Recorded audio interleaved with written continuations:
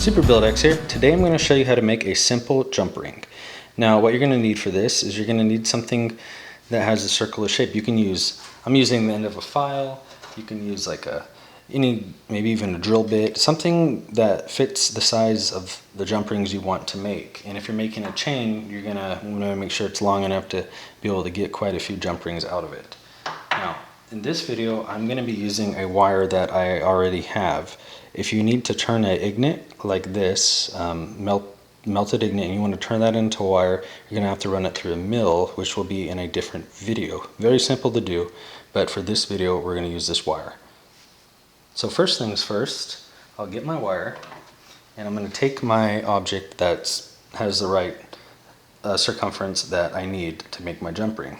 So very simply, I'll grab it, hold it on one end, and you can use this with a drill bit and attach it to a drill for some sped up action, but for this video I'm going to keep it simple and I'm just going to do the most basic jump ring setup. So you just want to wrap it around however many times you want. Okay, that's going to be fine for me. I'm going to cut the excess off. And then I'm going to slowly compress it together so make sure it's tight and they're all kind of the same length. Okay, and then after I've done that, you can see it now. It's real simple from this point. You're just going to take, ideally you want to use like flush cutters, but I'm just going to use these for right now.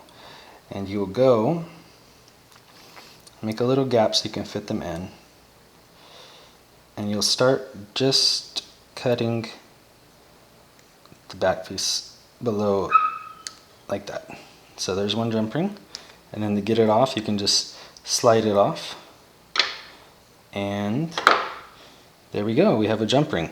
Now what I like to do after I create these jump rings, if it's a real fine piece of jewelry I'm working on and you're going to solder it, you're going to want to make sure that you have a flush fit for the solder. So what I'll do is I'll just kind of file it down